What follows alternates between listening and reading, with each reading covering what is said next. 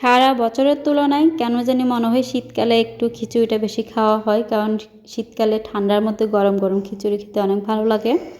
তো আমি গতকালকে মানে শুক্রবারে আমি দুপুরে খিচুড়ি রান্না করেছিলাম মুরগি মাংসের সাথে। মুরগি মাংসটাকে ভুনা করেছিলাম আর খিচুড়ি রান্না করেছিলাম। তো সেই ব্লগটা আপনাদের সাথে শেয়ার করতেছি, আশা করব আপনাদের সবাই ভালো লাগবে। আমি এখানে খিচুড়িটাকে সবসময় হাতে মেখে বসিয়ে দিই, ওটা আমার কাছে খুব বেশি ভালো লাগে। তো আমি সব রকম মশলা দিয়ে চাল আর ডাল একসাথে মেখে তারপর বসিয়ে দিব আর কি।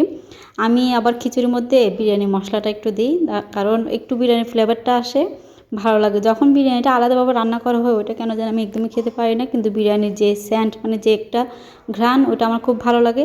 তাই আমি খিচুড়ির মধ্যে এই বিরিয়ানি মশলাটা দিই, কারণ ওই ঘ্রাণটা পাওয়া যায়। তো আমি এখন যা যা প্রয়োজন হয় আর কি, আমরা সবাই তো খিচুড়ি রান্না করতে পারি, সেটা আর আলাদা করে বলা লাগে না কী কী লাগে না লাগে। তো যা যা প্রয়োজন মশলাপাতি সব কিছু দিয়ে এখন আমি পরিমাপ করে মতো একটু পানি দিয়ে দিলাম। যে পরিমাণ পানি দরকার পানিটা একটু বাড়িয়ে দিয়েছি, কারণ একটু যাতে নরম হয়। আর ঝালটা একটু কমিয়ে দিয়েছি, শুধু কাঁচামরিচ দিলাম এই কয়েকটা, কারণ বাচ্চা খাবে, বাচ্চার জন্য ঝালটা একটু কমিয়ে দিলাম। আমার বাবা ঝিয়ে একদমই ঝাল খেতে পারে না।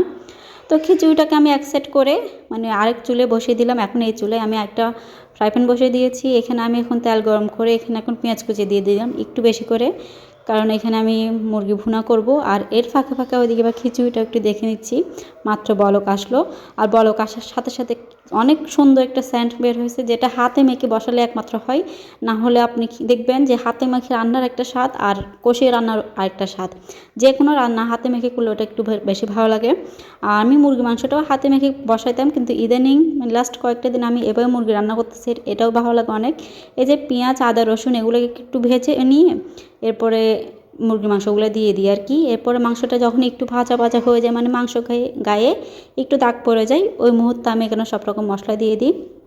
তো এখানে মাংসটাকে ভেজে নিয়েছি। এরপর এখন যা যা মশলা প্রয়োজন, হলুদ গুঁড়া, মরিচের গুঁড়া, জিরা ধনিয়া গুঁড়া, একটু গরম মশলা গুঁড়া আর একটু আস্ত গরম মশলা দিয়ে এখন আমি খুব ভালোভাবে মিশিয়ে নেব। একটু সময় নিয়ে আগুনটাকে লো ফ্লেমে রেখে একটু নিয়ে চেয়ে নিচ্ছি। আর ওদিকে খিচুড়িটা একটু চেক করে নিলাম, খিচুড়ি আমার হয়ে গিয়েছে, পানি একদমই টেনে গিয়েছে, পানি এক্সট্রা দেওয়ার প্রয়োজন হয়নি। যেটা দিয়েছি সেটার মতো পারফেক্টভাবে একটু নরম হয়েছে। আর এখন লাস্ট পর্যায়ে একটু দেশি ধনেপাতা দিয়ে দিলাম, কারণ খিচুড়ির মধ্যে ধনেপাতা ছাড়া এটা অসম্ভব। ধনেপাতা দেওয়ার পরে এটা স্বাদ আরও দ্বিগুণ হয়ে যায়। আর ধনেপাতা দিলে সম্পূর্ণ একটা দেশি দেশি একটা ফ্লেভার পাওয়া যায়, ওটা আমার অনেক বেশি পছন্দ। তো এদিকে এই কাজ করতে করতে এবং অন্যান্য কাজ করতে করতে এদিকে আমার মাংসগুলো একদম ভুনা ভুনা হয়ে গিয়েছে। এখন আমি সিদ্ধর জন্য এখানে পানি দিয়ে দিলাম। এবার পানি দিয়ে মাংসটাকে একটু সিদ্ধ করে নিব। এগুলো আসলে সোনালি মুরগি বলে আনা হয়েছিল, কিন্তু এটা অনেকটা দেশি টাইপসের হয়ে গিয়েছে, একটু শক্ত। আর রান্না মানে মাংস ভুনার মধ্যে মেন যে টুইস্ট আমার কাছে মনে হয় যে আস্ত রসুন, এগুলো এটা যে এত মজা হয়। আমি রসুনটাকে খুব ভালোভাবে ক্লিন করে একটু কেটে দিয়েছি, যাতে ভিতরে সব রকম মশলা ঢুকে। এখন ঢেকে দিয়েছি।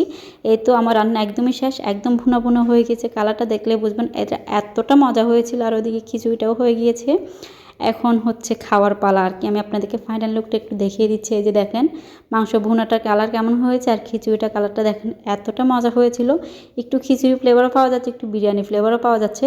তো দুইটা মিলে অনেক বেশি মজা ছিল। তো এখন একটু সার্ভিং করা পালা আর কি। এখন তো রান্না বান্না শেষ। কোনো ওয়াইসের বাবা মসজিদ থেকে আসলো, ওর জন্য এই প্লেটটা রেডি করে দিলাম। ও আসলে মূলত ওর জন্যই, ও অনেক পছন্দ করে খিচুড়ি, ইদানিং ওই রান্না করার জন্য এত বারবার বলে। এসে ও আবার সালাদও কুচাইছে। ওর হাতে এই সালাদটা কিন্তু অনেক মজা হয়, যেটা আমি করলে আমার কেন যেন অতটা মজা লাগে না। চলেন গিয়ে দেখি এখন ও খেয়ে কী রিভিউটা দেয়। ও তো ক্যামেরার সামনে আসবে না, আমি বললাম তুমি রিভিউটা তোমার হাতের মাধ্যমেই দাও। তো আমি আশা করবো আমার ভিডিওটা আপনাদের অনেক বেশি ভালো লাগবে।